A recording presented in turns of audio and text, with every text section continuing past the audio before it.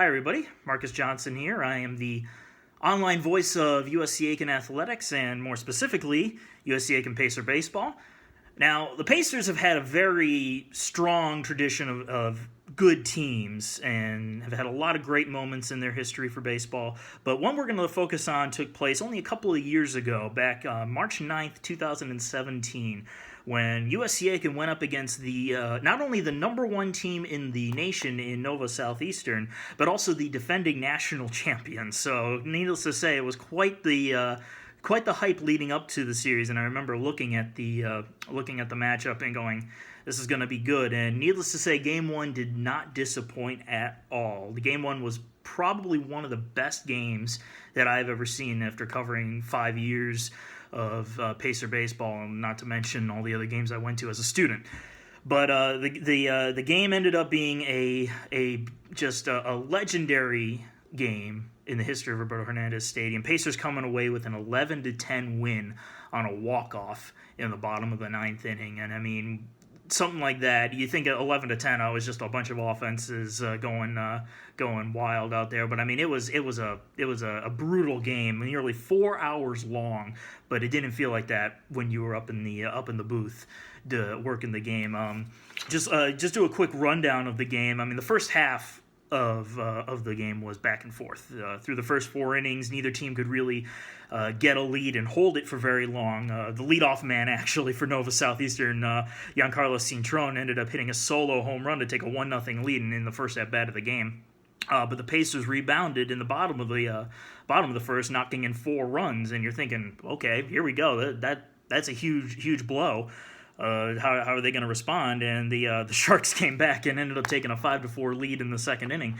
Connor Durden, who was only a freshman at the time, ends up tying the game back up at 5. I mean, and a lot of people would end up realizing that Connor Durden was a threat at the plate, and in his freshman year, and he continued that on into his senior year. Anybody that's followed it definitely knows that's the case. But after the Pacers ended up taking the lead 6-5, Nova Southeastern once again came right back in and took the lead in the top of the fourth inning, an 8-6 lead, which the Pacers narrowed down to 8-7, and then things kind of settled down a little bit. The middle innings were pretty quiet, and then the last few innings were just insane. You didn't know what was going to happen. And Nova Southeastern added on a few more runs. They ended up taking a 10-8 lead into the ninth inning. And that's where things really started to heat up. Heading in, thinking, okay, we're down by 2 to the number one team of the nation. It's not too bad. We can rebound in Game 2, maybe split the series to start things off, and then go into the rubber match, hoping to steal one away. But leading things off was one of the Pacers' best hitters at the time, Mitchell Price, and Price actually went 3 for 4 in that game with a pair of RBIs and 3 runs scored. So needless to say, he had a really great offensive performance on March 9, 2017. But he led things off with a walk, nice and simple. He was good at the plate, very patient, and a great runner. Zach Moon came up, who was an All-American at one point in 2016.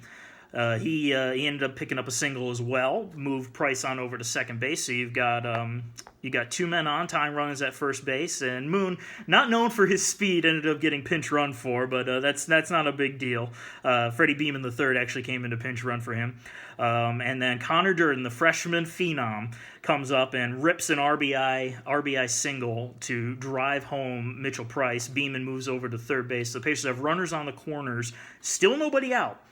And it's a 1-run ball game. So tying run is at third, winning run is at first base, and Niall Goings comes up. Now, anybody who knows or who knew Niall Goings knows he's got a very powerful bat, so you're thinking, all right, we got a home run all the way.